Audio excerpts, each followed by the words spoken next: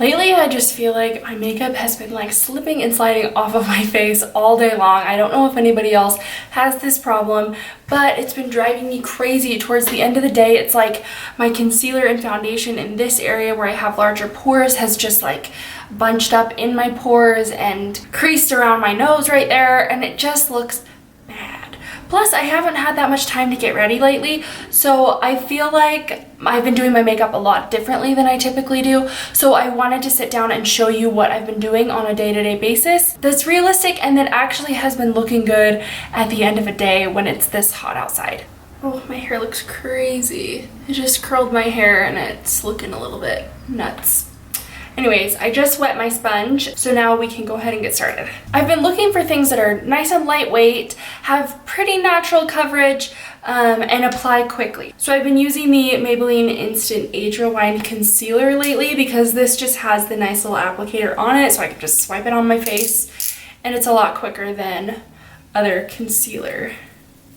So I put some down the center of my chin, my under eyes, down my nose, and then on any blemishes that really bother me. We'll do a little bit under here where I get a little bit of darkness, and around the sides of my nose. And that's about it there. I'm gonna use my sponge to go ahead and blend this out.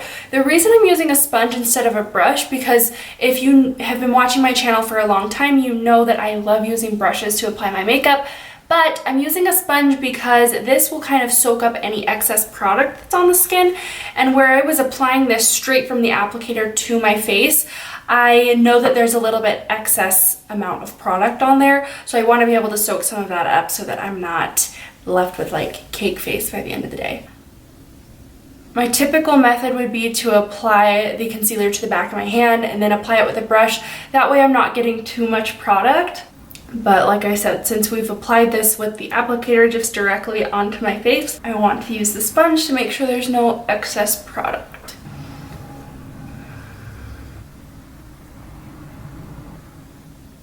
I'm not going to worry about my eyelids too much, but I'll just take a tiny bit of whatever's left over and put that on my eyelids. But this look is mostly just about looking a little bit more put together, doing it pretty quickly and getting out the door, and having your makeup last better. I do the blemishes last, that way they have a little bit of time to kind of sit there and dry over top of the blemish. This concealer I've noticed isn't the best for covering up blemishes. It's not bad, but I don't love it for that. But when I'm trying to be quick, then it's enough. I'll check for creases under my eyes really quick. And then go in with a small brush just to set right under my eyes with some translucent powder. We'll go on the lid just a little bit. Again, I'm not too worried about the lid, but just since there is a little concealer on there, I get creases a lot, just like right in that area, so I like to just kind of set that down just a little bit. Now I'm doing things like, I feel like pretty out of order, but this is just what I've been doing lately and it's been working really well to last on my skin. So I'm going to go in with my bronzer now. All these products will be listed down below because I'm not really talking about them as much. But I'm just going to bronze up, nothing too precise. But since my skin tone's not perfectly evened out, I do want to make sure that this is somewhat precise because I have some like redness down here. So if I get any bronzer down past my cheekbone area, I'm going to have a really muddy skin tone down here. So you want to be kind of careful. I'm like totally okay if it gets onto my cheeks a little bit, but I don't want to get it down past my cheekbones. But we are also going to kind of clean this up afterwards, so it's okay if you make, it's okay if you make a little bit of a mess.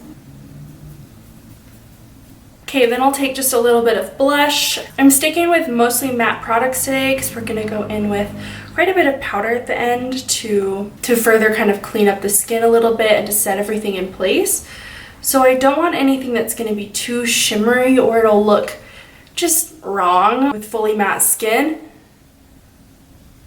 And again, try to keep this pretty precise, but we are going to clean it up a little So it's not the biggest deal if it makes a little bit of a mess or if you go a little overboard like I have. How do you guys feel about blush? Are you the kind of person to like lay on way too much blush, or do you kind of shy away from it and sometimes like skip it altogether? I feel like for a while I was a skip it altogether kind of person, but lately it's like pack way too much on and look a little crazy kind of situation for me. Let me know how you are. Okay, and like I said, since we're going on with powders and that kind of thing, I'm not going to use any highlight today. I just feel like where I'm trying to keep a matte look to my skin, it's gonna look just unnatural and unflattering. So this is all we're gonna do as far as the color products on the face. Now I'm going to go, oh, this has become such a huge mess, but I'm still using it, you guys. You know what it is if you've been watching my videos recently. This is the Physicians Formula, the healthy powder. When I first got this, I was using it just to sort of sweep a little bit across my face, just to kind of blur the skin and even the tone a little bit more. But the other day when I realized that my makeup was just not wearing very well with all the creams and liquids because it's so hot, I tried this just sort of as an all-over foundation type of thing, and I really loved the way that it wore on my skin. So I've sort of been using it in this order. I want to put it on any areas that really don't have a lot of product on them yet, but I like doing it at the end because it's going to clean up the bronzer, it's going to clean up the blush a little bit in here. So I'm going to take this powder and dust it on the areas, like I said, that don't really have any product. So the center of my forehead a little bit. That's good too if your bronzer got a little bit low. You can kind of fix that a little bit. We'll go across the nose. And I feel like I get a lot of redness right here, but I actually like not having that much product there because for some reason, I always get foundation creasing right here. I think it's because like when I smile and stuff, my skin against my nose and my skin on my cheek like rub together right there. So I like having less product there and maybe just a little bit of powder so that it doesn't crease up or anything. Go across the chin. Now I'll take this kind of along the jaw underneath the cheekbones in case any of my bronzer got down there, and to just further cover up any blemishes. This isn't gonna leave your skin looking flawless, but it's a lot more put together than it was.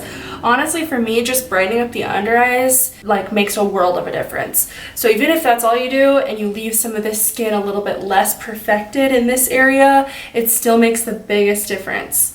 So if you don't have a lot of time, at least do that much. Okay, now I'm gonna sweep this along the inner part of the cheeks. I keep getting so many texts. Sorry. Sweeping this powder along the inner part of the cheeks is going to serve a couple of purposes.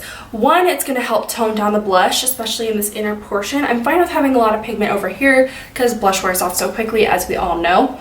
But I also have some large pores there, and where I have some concealer down there, I want to make sure that I am putting powders on top to make sure that it's going to last all day and not going to move. I would rather have more powder there and less liquids because of those large pores and how my makeup settles in them. So that is what we're going to do right now. Just going to sweep a little bit right there, and you can kind of see it toned down the look of my pores a little bit as well, and kind of calmed that blush too. And I didn't do too much, but just that little bit made a big difference. If you haven't tried that powder, I would highly recommend it. It has a beautiful finish. It's very lightweight, so you don't feel like you're super cakey or matte. It just gives a perfect looking finish to the skin, almost a filtered like effect. It's really pretty, and for me it's been one thing that has worn a lot better throughout the day and helped my makeup from not caking up or kind of slipping and sliding around. So yes, very happy with where this is at. This is gonna be so fast. I'm only at 13 minutes right now on my filming. And that makes sense because this literally takes me about 10 minutes to do in the mornings, which is really nice because I don't have like a ton of time, and I don't think anybody has like a ton of time to sit down and do their makeup every day unless it's for, you know, a special occasion or something like that. So now I'm gonna go ahead and set my skin. Before I do that, I am going to put on just a little bit of lip balm. That'll help me get any product off of the lips if there was any. I hate when I have like foundation and concealer on my lips. But also this is gonna give me a little bit of a protective barrier because I am like zooming so fast. I need to calm it down, talk a little slower. This is going to give me a little bit of a protective barrier because I've noticed I love this Morphe setting spray, and I put on way too much, but it does have, I'm pretty sure, like some alcohols in it and stuff. I don't know for sure, but I feel like I've noticed that if I get it on my bare lips, it kind of makes them like sting a little bit throughout the day and feel really dry, and then they get like flaky. So I've just noticed that putting a little bit of lip balm on and then like tucking my lips in when I spray the setting spray really makes a big difference for my lips. Another thing I'm trying to do, as ugly as this looks, is just cover my hair a little bit. And then we'll dab all this in. I'm so surprised, like my skin is fairly oily. I'd say it's like kind of combination, but fairly oily. But my lips, however, are literally just so dry all the time. It's crazy. And then while that's kind of drying still, I'm just gonna go in with my mascara. I'm not doing anything on the eyes. This is sort of, I guess, I don't know, not your no makeup look, but just effortless, natural, just focus on evening the skin tone kind of a look. Nothing crazy on the eyes. So we'll just go in with a little bit of mascara. And I've even been doing my mascara a little differently just because, you know, I don't feel like I have time. So I'll do a really light coat like that. And then I'll do one on the other side. And this is like the timing that I do it too. I do it really quick.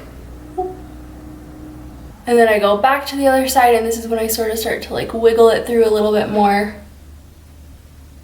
On the first coat, I'm really making sure that I brush the lashes out so that they are brushed through evenly, nothing's sticking together, so that they fan out nicely and are going like straight and not, yeah, all over the place. So this coat, I spend a little bit more time on. Again, I'm kind of wiggling to build up a little bit more volume. I like to try to do my first and second coats of mascara pretty close together because I like when my first coat of mascara is not like completely dry, but when it's a little bit dry. So when your mascara is like fully dry and you go in and apply more, I feel like it makes it really clumpy and hard to kind of blend it out well. But if you go in with it when it's like still super wet, it doesn't build up at all. So you want something kind of in the middle, or that's what I found that I enjoy.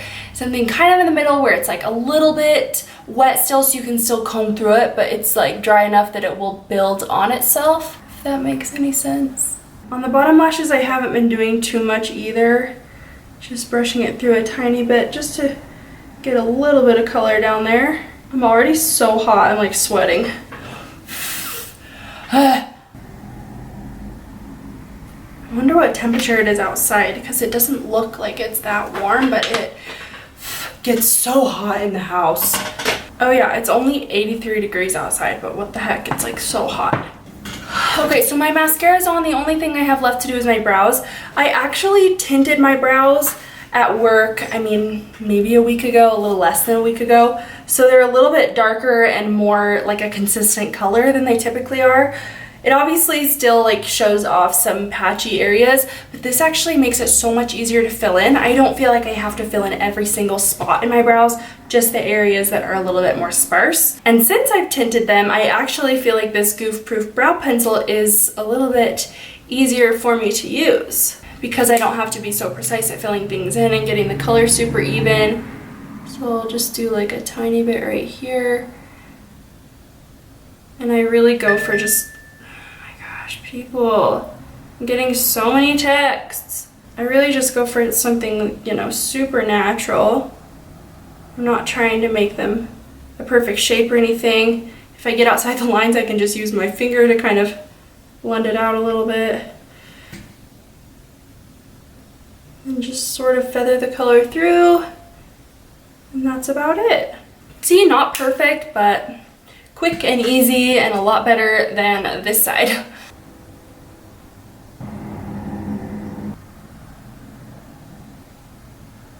The one spot on both eyes I feel like I have to really focus on is just right past my arch, because they grow in really different shapes, but they also are the most sparse, I feel like, on my eyebrows. So I really focus on a little bit more color there than anywhere else. And then again, just sort of feather it through the rest of the area to make sure it's kind of similar in color. I'll brush it to make sure everything is well blended.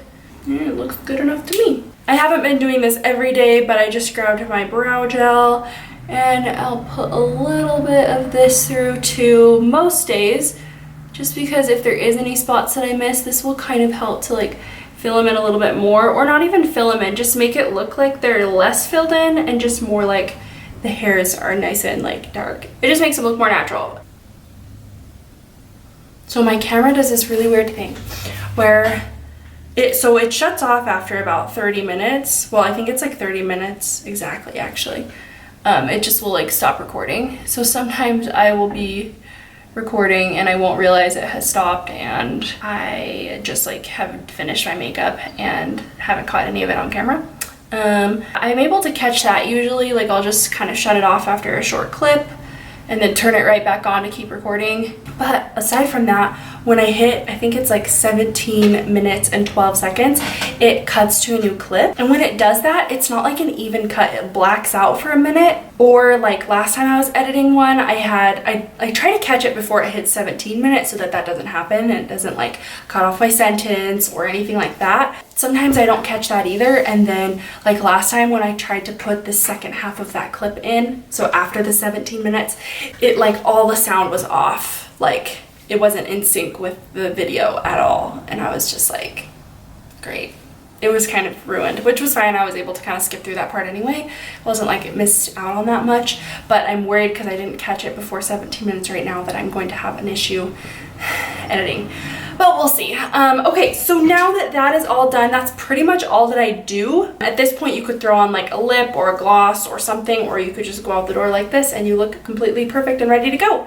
Not completely perfect, but you look human still, and you look put together, and you look ready to go, okay? Like I said, I definitely feel like this is very out of order and a very different kind of way of doing my makeup than I typically do or than I see anybody do. So if you have an issue with kind of like oilier skin, especially during the summer months, your makeup kind of wears off, melts off, kind of moves around, then you should definitely try this out. The Physicians Formula, the Healthy Powder, is kind of a lifesaver because like I said, it will help kind of mattify your skin, but it gives you good coverage, a good finish, and it looks so good. Look at me, I look great.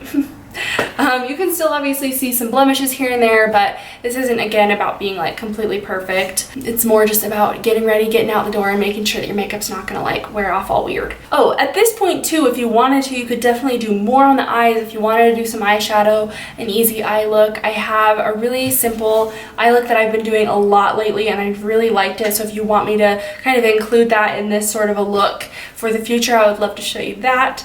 You could throw on a lip or something like that and you'd be ready to go. For me, this is like all that I would do. And yes, I hope that you enjoyed. Let me know if there's anything else you'd like to see on my channel. Thank you so much for watching. I'll catch you next time. Bye.